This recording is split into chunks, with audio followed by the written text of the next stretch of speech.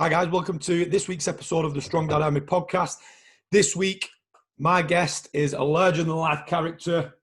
He is pro arm wrestler Paul Mighty Maiden. How are you, pal? Yeah, good pal. You? Yeah, good time, mate. Flexing the guns already. No, just sticking up a little bit. Yeah. Recent bicep turn, so How my bicep. have you been keeping, mate? All right. Yeah, brilliant, pal. Can't grumble one bit. Our lockdown's been bang on to me, really. We've got our own gym, so we're just pottering on in there and 24/7. Great stuff, mate. So, where I normally start these things is just like sort of, start from beginning with you, really, mate. Is like, talk us through your childhood a bit. What were you like? Were you good kid, bad kid? Were you, active like you are these days? Or what was growing up in Lee like for you, mate? Yeah, well, I started off in Glebe Street, so you can call me Paul the Romanian now, I suppose. Romanian Paul. And then I buggered off to Aberley. And yeah, I was like any other kid, pal, just jumping on his bike, BMXing all over the place, playing Olympics in the middle of the street, boxing with old Cliff. He used to take me down to Aberton Cricket Club and wanted me to be a bowler, but I was like the world's shittest bowler. Ended up being a wicket keeper till a ball hit me in the nose, and then started playing rugby about 6. So is it right you played rugby as well, mate? You're not bad at rugby? Yeah, I played with some decent lads, actually. I played with Paul Wingfield and I played against Skullthorpe and people like that, yeah. Played at an half-decent level, enjoyed it. Nice one. Played Lancashire Cup final, under 16s. Played a bit of rugby union at Lee as well. Did all right. So was that never anything you wanted to carry on? Did you just lose interest in sport at that time or what? Or did anything No, you know what, Dan? It's one of them things. I was one of them kids. I did everything. I was boxing at Brightcroft Youth Centre. Did some wrestling down with John Turner in Bolton. He was like a Commonwealth wrestler at the time. And I enjoyed everything. I was one of the kids that just enjoyed everything. I could sit in on a Saturday afternoon watching Grandstand and I fucking, just enjoy Ike Drexler jumping into long jump watching her ass. I was one of them. But, when all the lads were going out, I was like watching all sports. I remember one of my favourite times being a kid was we was listening to Frank Bruno and Mike Tyson when my dad, lying in bed with my dad on Radio 1. Yeah, we were just obsessed with sport of any kind. So it was really difficult to try and put my finger on one that I wanted to stick to. I loved rugby. I absolutely adored it, and I played with some good lads. But I always felt an individual sport suited me more. I felt like my character come through. I could show myself better. And sometimes in a team sport, if you're not like a favourite, you're not a dad's coach, a son's coach, or whatever. Sometimes I found out you never really got the first crack at whip. Yeah. So I thought, well, I'll change that destiny, and I'll go and find something I can do and show myself off that way. Yeah. So where did arm wrestling? Where did it first sort of appear in your life, mate? Was it something did you pick it up as a kid, or was it later in life? How did it come about for you? Well, I was searching for it from like watching Over the Top as a baby, so like Stallone and like most and Schwarzenegger was everyone's hero in the our age anyway. And I was obsessed with arm wrestling back then, and I was arm wrestling going back into I was at Lee Rugby Union at the time, and I was playing with Colts and I was just arm wrestling all teams and just all dads one after another, bang bang, and I just had like a niche for being good. I think that's where it sort of stuck. And then I was speaking to, do you remember Mick McNamara? No, don't, mate, no. No. Well, he was arm wrestling. He was doing like as a novice level, which is like beginning level. And he said, well, why don't you come down to a tournament? And I said, I'd love to. And anyway, so I'm waiting at a bus stop at Oak Bridge for 4 hours while he's coming picking me up, but something had happened at home, so he couldn't pick me up.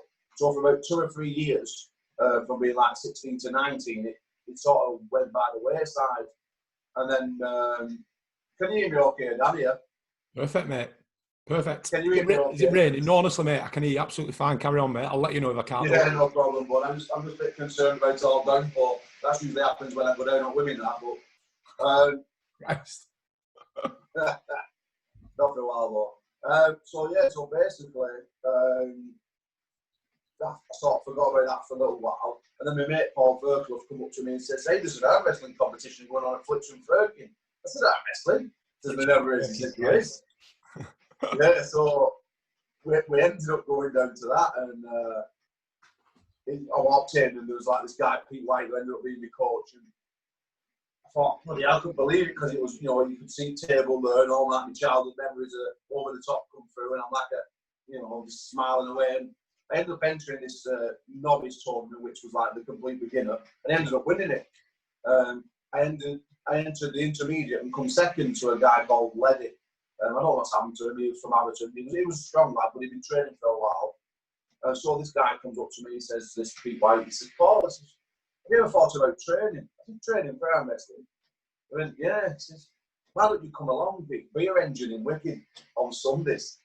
So I ended up trotting off to Beer Engine, and there's about 15 guys there, about 4 women, and they all put me on. They warmed me up and warm up. And to be honest, it absolutely bollocks. So your arms pumped and you can't open your fingers. And then he stuck me on with women, and all the women leathered me. Yeah. And I couldn't understand it. Obviously, you're a young lad. A woman can't be anything at that age. You've got that sort of that mentality. Yeah. And it just all leathered me. So I went home and I thought that'll never happen again. And I just got obsessed. But it was before the internet time, so there was nothing like I could go and search online like you can now with YouTube and stuff like that. It was just like picking people's brains. So I just passed my test, I think, at the time, and I just got on road, and that was it. I was reaching around, learning what I could from everyone, and making sure a woman never beat me again. So obviously, I know a bit about sort of how it progressed with you, but you did pretty well, didn't you, mate? You went sort of like international with it. I know I've seen you doing a lot of commentary with it recently and things like that. Obviously, not in recent months due to the COVID situation around the world and that, but I know you've entered like world tournaments, and am I right? You even wrestled at the Arnold Classic, is that right? Yeah, I've done all right. Well, to be fair, I'm about 25-time British champion now. Been second in world, third in Europe.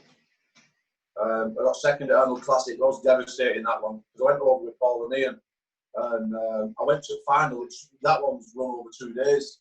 I went to the final A side, which means I went undefeated. I was in final, everybody behind me and lost. Yeah. And I sat there pretty late the day after.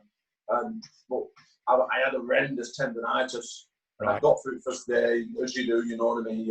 You pop a Nurofen and you've got your Kenzo tape on and stuff. And I got through it okay. And then, stupidly enough, like we ended up going, Paul and Ian, and that we ended up going out shooting some guns.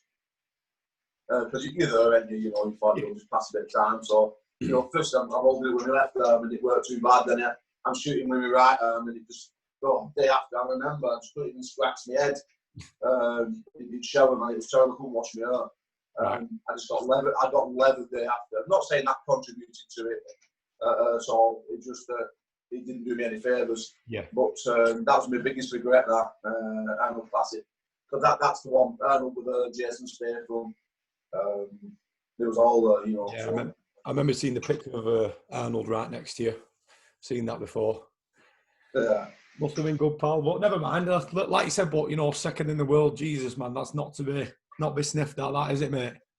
No, I mean, when the thing is, Dan, I mean, when you've got that thing about you want to leave some form of legacy. I mean, a lot of people get into sport, they want to. That's what anyone says. Anyone who plays sport wants to be the man. Like, if it's tiddlywinks, I want to win. If it's anything else, but I understand it. I'm wrestling is a sport where there's no undefeated records to protect. Well, you'll see a boxer or an MMA fighter. Well, they're not so much. They lose a bit more, but like boxers and stuff like that. And what you'll find is you're protecting an undefeated record. And when you lose, you'll either do one or two things. You either rise and come back better, or just create a finish like Prince Nazim Ahmed. He lost to Barrera, and that was pretty much all you ever saw of him. You couldn't handle how he lost. Yeah. But arm wrestling is a different type of mentality sport. There's no undefeated arm wrestler, so you're never defending. You're never defending an unbeaten record. So it makes you just, I think, a different mindset that you can continue to improve no matter whereabouts you are. And just obviously before beating off that track there, the mentality is completely different. I think for certain for champions, and you can be a normal guy, and that's fine. There's a place for everybody. We have grassroots, you know, novice, intermediates, and stuff for people in our sports. That you have Sunday league football and rugby, and that's fine. If that's where you want to sit, that's fine. But everyone still dreams of being bloody Robbie Fowler or someone like that, don't they? You know? So yeah. Yeah, good stuff, man. So, so I know a few years back, I think it might if I'm right, might be about 10 years ago now, something like that. I think you had a major health incident issue, didn't you? So I just wonder if you'd be happy to talk about that, mate. Let us know how that affected. Basically, bud. 2009, I'd just come back off a big year wrestling. I just big guy in the 50th world. I was flying at that point in time. I was at probably the peak of my career. I was 30-year-old, and I just battered guy in the 50th world. I thought, right, okay, another 12 months, 18 months. That's me. I'm the man. And that was in the January 2009. April, I'm walking. I didn't feel too clever for about 5 or 6 weeks before that. I didn't know, but I had a thing called arterial fibrillation, which your heart, it doesn't send the signals across properly, so it makes it beat out of rhythm. I've been walking around with like an heart rate for about 200 beats, 220 beats for a while, and then which dilated my heart because obviously it were working so hard. Yeah. I contacted a virus in my body, which wasn't then not letting the organs rehydrate. So this virus was obviously making everything worse. So walking down Avenue to my mum's one day and gone. I woke up 5 weeks later. Collapse, yeah. So, yeah, it was a bad. I had full multi-organ shutdown. Like my kidneys were shut down 100%. My liver were like hanging on by a thread. My heart were dilated to 5%. Literally, you couldn't even see it moving on the scan. Wow. Yeah, I was in a bad way, like. Yeah. So I'm assuming then there was a long road to recovery then, regardless of getting into arm wrestling, just to go back to sort of normal life, was it? Yeah, well, I think, you know what, I can't really say that. When I think back now, I think obviously it was a bad time. You know, you've lied there with a catheter stuck in your knob, and you know, you're not in best away. I mean, I was lied there, I was dialysis for like 12 hours a day. I'm lied there, and this laser on just like your bed sheet. And it kept your machine, if you moved, then the machine stopped. But then I found out I was allergic to heparin, and my blood run, it wasn't clotting itself, you see. So I got thin-eyed pipes in my neck, obviously, hemofilters in my neck, wrist, my groin, etc. And my body actually reacted to this heparin to it thought it like adapted. And this is why I'm a massive believer in like adaptation in your body and what your body can achieve. And my body actually got a blood clot on the outside of my arm to keep the blood in my body because it kept pissing out blood. And the doctors at that point had never seen nothing about it. And you don't know, you go through. I couldn't walk, I couldn't even get out of bed. I remember they took me for a bath. I was itching for a bath when I woke up. I still got my tracheotomy in and stuff. And that was a ball ache too. Like anyone who's got that in, you know, you clean it out, you know, multiple times a day, and you're coughing, you feel like you're choking to death. Yeah, it's not fun. You know what I mean? But throughout the procedure, I'll tell you a quick, a really funny story actually. It felt a bit bad actually, but I woke up and I'm in like the one where they put you into die basically. And when I started coming round, all I could see, I could really see from my eyes. I couldn't speak or anything. And there was an old fella, and I'm sure he did it on purpose. And across the road from me, he had a bloody. I was on like I couldn't. All I could have is like you could touch my lips with a stick. Yeah. That's all I could have. Because obviously kidneys are gone. And he had bloody orange juice like that, and family would bring it in, and he had biscuits and a cup of tea. And you know, all I could see was like because my ears were fine. He's sucking it away and looking at me, and I just wanted to strangle him anyway. 3 days later, he passed away. God bless him. But well, I felt terrible after, but I bet you don't know. It's something like that. Just I don't know. It sort of built a fire in me a little bit, and then I thought, and then physio come in, and you had to start wiggling your toes and your fingers, and then all I could think about, and I remember like I just about lifting my arm up, and it looked like a McDonald's straw, and I was like, oh my gosh, fucking, I burst into tears, but you know, I still couldn't speak, and I thought, right, you've got to have that that mentality. You've got a long time to think, you know. Yeah. When you're in there, you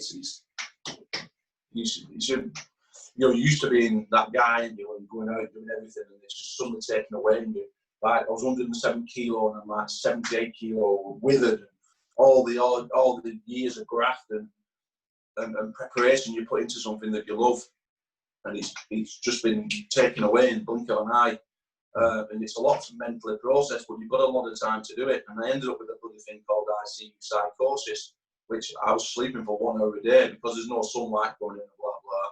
And I come out of my coma, and I was like awake for 23 hours a day. And that was probably one of the toughest times I had while I was in there. But the recovery side of things, I just got it in my head. I thought, I'm coming back. I need to be the man again. And I don't feel like I'd finished what I wanted to achieve. And I think just that thought and that hunger and that passion that you have for something that you love, and obviously, you know, not just that, but your kids as well. You know, I didn't see kids for like 4 weeks. When they was allowed in, that was just a full-on tear fest until my son pulled thing out my arm, and it was a big panic on. Because my youngest lad's autistic, but we'll get to him in a bit, I'm sure. Yeah. But yeah, so it was just like recovery, and then when I stood up, and then I'm on a Zimmer frame for the first time. I was in a wheelchair a little bit, and then I had a Zimmer frame, and yeah, then you start walking again and start pressing 2 kilo dumbbells. So yeah, it was a long recovery. Yeah. So how long was it then? Did you get back into competing after that, or was that it? Was it done and dusted after that, or did all the? Oh no, mate. Oh well, I mean, we all know the story now. So I got out August 2009 and started training again December. And I competed in British Nationals 2010. I got 3rd place on the right, 4th on the left. There's actually another Lee lad that beat me, Stan Dickinson. You know him? Yeah, you know I do know. well. Yeah. Then year after, I won it. I won British Championships 2011, 12, 13, 14, 15, 16. Didn't compete 17 because I went World Championships. It was 2 weeks before. Got 2nd in World. Won it in 2018, and then I got 3rd last year, but I snapped my bicep in the 2nd round. So yeah, so we're not done bad since then, buddy, to be honest. Awesome, mate. And I know you coach quite a lot of lads as well, don't you? Well, and ladies probably as well. You do quite a bit of coaching of it, don't you? I know we spoke about it. Yeah. Well, yeah, it's pretty much what pays the bills now, and yeah, you know, I've got guys coming from as far as Worcestershire, Leeds, Blackpool. They come from all over. A guy what left Poland, he's come over training with us, and yeah, everything's moving at a good level. I've coached. I started originally with Stan, you know, before when we formed League Pulling Power, which is another wrestling in Pulling League. Very successful one. Barry Knowles, people like that, and they've all been multiple time British champions. Donington, World Junior Champion. Lee Gorno, you might see him wandering around there too. Oh, yeah. I'll go back to him. He was a British Junior Champion. He was one of the first kids to start coaching as well. His brother now, Ethan, he's involved. He's doing really well. Ethan as well, yeah, mate. Yeah, good stuff. Yeah, so Lee's on the map, Dan. You know, Lee's on the map. It's a big name in the world of arm wrestling. It appears so. And just something that you jogged my memory a bit then. That's a few. In the last season, I had one of my favourite coaches on, a guy called Joe DeFranco. Now, his dad used to be like a New Jersey state trooper, but he was also a champion arm wrestler as well. And I remember hearing on his podcast that his dad allegedly got asked to be one of the sort of, not the bad guys, but, you know, one of Stallone's opponents in Over the Top. But he turned it down, apparently, because he just didn't fancy it. But now he apparently regrets it.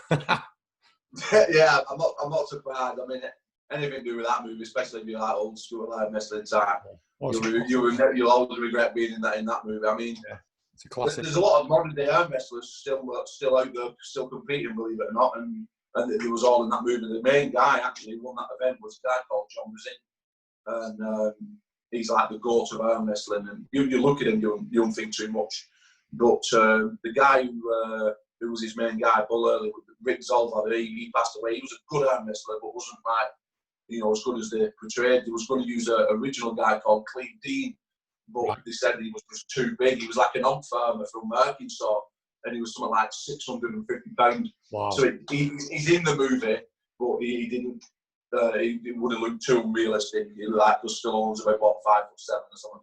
Yeah. So you mentioned your kids. You got a couple of lads, is that right, mate? Yeah, a couple of lads and a stepdaughter. Yeah, nice one. Youngest Paul, he's 14 now. Paul's autistic. Yeah. Then we got me ginger one. You know, I beat regular.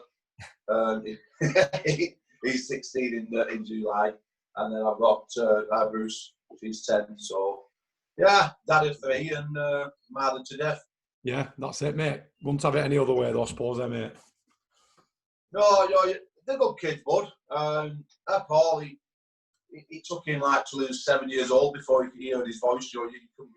He's actually an app on top, a Talking Tom app on iPad, and he'd not said a word before he was 6 years old. And I got that thought, bollocks to it, I'll try this app, and I got on this app and I'm talking to it, and then within a couple of years he started talking, and obviously realistic conversation you struggle with, but to hear words. I mean, remember when words come out of his mouth the first time, like oh, and the cartoon with tears, you know what I mean? But yeah, all good kids.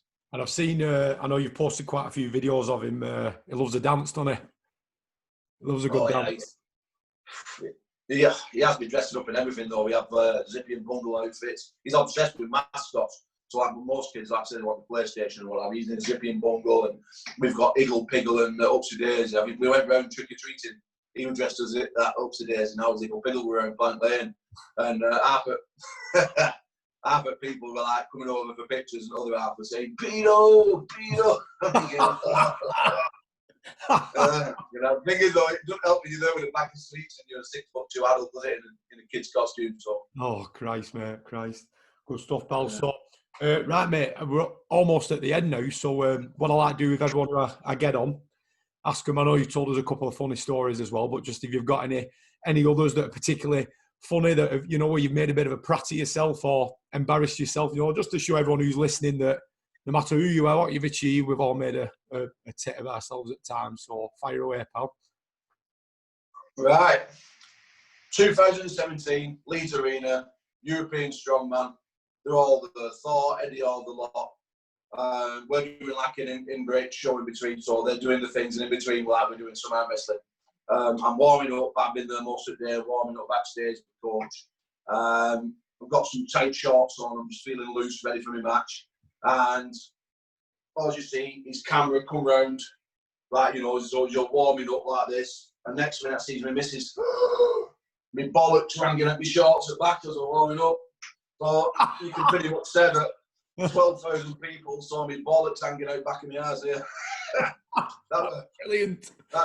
Is it online? That were pretty bad, but like a truly lad, we took it on chin and. That's it. Get on with it, don't you?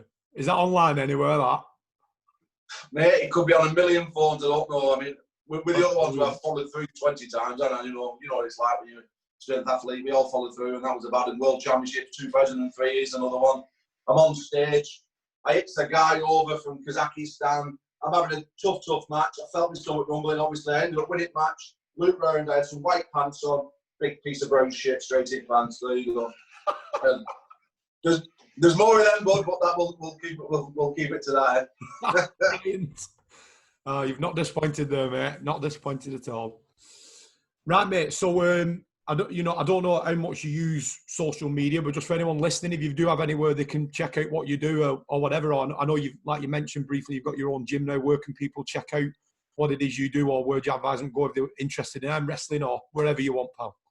Well, if you're interested, lads, right, we've got the PAA UK in Ireland. That's the Facebook and Instagram. Jump on there, or alternatively, you can go to my YouTube channel, which is In Mighty's Corner.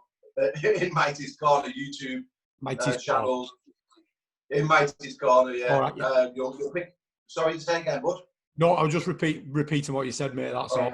In Mighty's Corner, you'll get everything from training. You'll meet some arm wrestlers with some matches on there.